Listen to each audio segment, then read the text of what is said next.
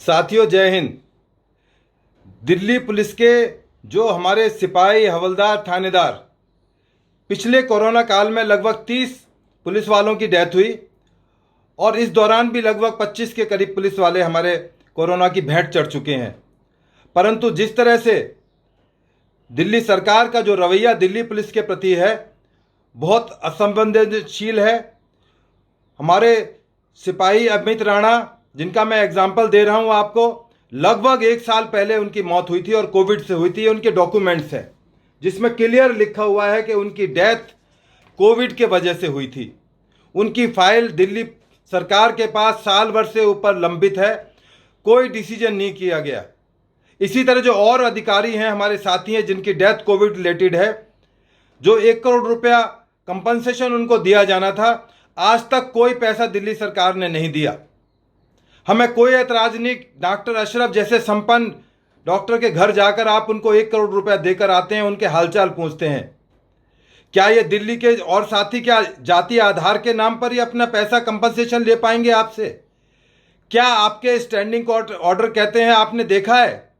Parity नाम की कोई चीज है आपके यहां, या केवल वोटों के लिए आप राजनीति करते रहेंगे? थोड़ा शर्म करो, थोड़ा बहुत देखो। इतना ना गिराओ अपने आप को कि आने वाली पीढ़ियां आपको कोसें, हो सकता है आपकी औलादें आपको कोसें। आपका चरित्र और आपके कार्य करने की प्रणाली सबके सामने आ चुकी है, हर एक आदमी जानता है। परंतु जिस तरह से आपने लोगों को भ्रम में डाला है, बहुत लंबे टाइम तक नहीं चल पाएगा।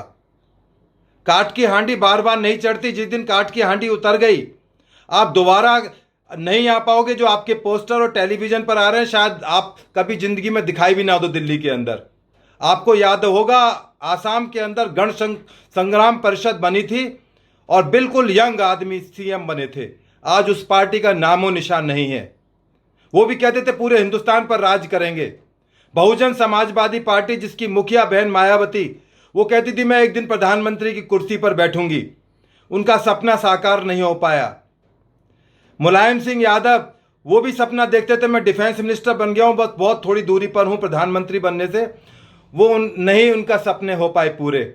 आप राष्ट्रपिता नहीं बन पाएंगे, मैं आपको बार बार कह रहा हूं। आप केवल एक छोटे से सूबे के एक सीएम हैं।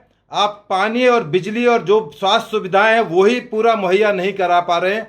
जिस तरह से आपने छीछा लेदर कराई है अभी सेकंड वेव के दौरान में, वो किसी से छिपी नहीं हुई है। आपकी कथनी और करनी में इतना फर्क है कि लोग जान चुके हैं, आपको समझ चुके हैं अच्छी तरह से।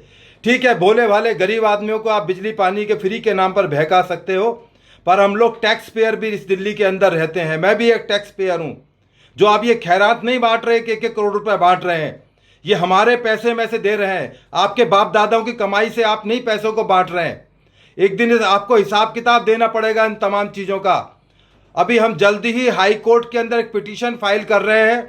हमारे एसीपी आनंद प्रकाश, जो दिल्ली पुलिस से रिटायर्ड एसीपी हैं, वो इस पिटीशन को लड़ेंगे और आपको जवाब देना पड़ेगा अदालतों के अंदर कि पिक एंड चूज क्यों हो रही है, किस आधार पर हो रही है, आपने क्या एजेंडे से आप काम कर रहे हो।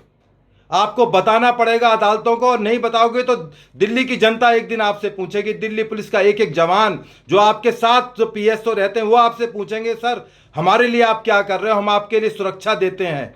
याद रखना, जिस दिन ये सुरक्षा देने वाले आपके साथ नहीं होंगे, आपको घर में किस तरह से रह पाओगे आपको नहीं पता। आप सपने में नहीं सोच सकते। जो आपके कुकर्म सबके सामने आ रहे हैं, वो हम सब आपका काला चिट्ठा एक दिन खोलेंगे। याद रखिए, जरूर खुलेगा आपका काला चिट्ठा। अभी 31 मई को पूजा राणा, जो उनकी पत्नी है, हमारे कार्यालय में आएंगी, अपनी बात रखेंगी कि उनको किस तरह से दुख तकलीफों का सामना करना पड़ रहा है। उनके 2 छोटे छोटे बच्चे हैं, वो बेरोजगार महिला हैं, गांव में सोनीपत में रहती हैं। उनका एक छोटा बच्चा मात्र 5 साल का है। आपने पूछा उनके घर जाकर कि आप कैसे रह रहे हो, आपको कोई आर्थिक मदद या किसी तरह की मदद की जरूरत है? आप किस आधार पर कर रहे हैं? डॉक्टर की मदद करना बहुत अच्छी बात है, वो लोग हमारी जान बचाते हैं। के अग्रवाल जी मर गए, क्या आपने उनके लिए 2 शब्द कहे? क्या आप उनके घर पर गए? आपने 1 करोड़ रुपया दिया उनको? कोई मदद की उनकी? ऐसे ऐसे 100 डॉक्टर मर गए। परंतु जो आपने एजेंडा चला रहा है, ये बहुत दिन तक चलने वाला नहीं है और लोग एक दिन आपके मुंह पर थूकेंगे। आपको जवाब देना होगा, अदालतों में जवाब देना होगा, समाज के अंदर और अपने परिवार के अंदर भी जवाब देना पड़ेगा कि ऐसा आप क्यों करते रहे, किसके लिए करते रहे। थोड़ा समय है अब भी सोचने समझने का।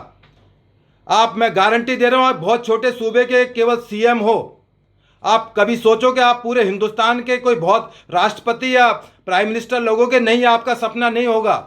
क्योंकि आपने जो वायदे किए थे कि मैं मेट्रो में सफ़र करूंगा, मैं जनता से हर आदेश लूंगा, मैं सरकारी बंगले में नहीं रहूंगा, वो हम आपके वायदे भूले नहीं है।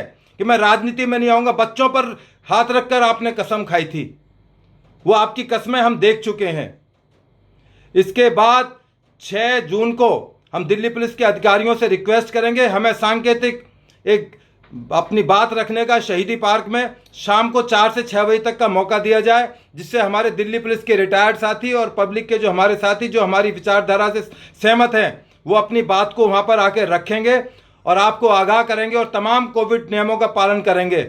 हम वो किसान आंदोलन वाले नहीं है जो सरकार की बात को नहीं मानते। जो जिस तरह से आप उनको सपोर्ट कर रहे हो आज तक, उनको बिजली पानी मुहैया कराए, आपको शर्म आनी चाहिए आपको। और इसका हिसाब किताब जल्दी ही होगा, आप इंतजार कीजिए। 31 तारीख को उनकी पत्नी आपसे सवाल पूछेंगी और 6 तारीख को हम आपसे सवाल पूछेंगे, 6 जून को, कि आप क्या कर रहे हैं, उन फाइलों पर क्यों लिए बैठे हैं। पुलिस मुख्यालय से फाइल आपके पास रखी हुई है, साल से ऊपर हो गया, आप उस पर निर्णय नहीं कर पा रहे हैं। मैं माननीय कमिश्नर साहब से और एलजी साहब से रिक्वेस्ट करूंगा, आप ये सारा मामला आपकी पावर के अंदर है, एलजी साहब को तमाम तरह की क्षमताएं हैं, वो इन फाइलों का निपटारा करें और जो भी हमारे कोविड से रिलेटेड डेथ हुई है उन तमाम को कंपनसेशन दिया जाए। ये जो खैरात बांटने का इन्होंने तरीका है, इस पर रोक लगाई जाए और तुरंत रोक लगाई जाए। जय हिंद, जय भारत।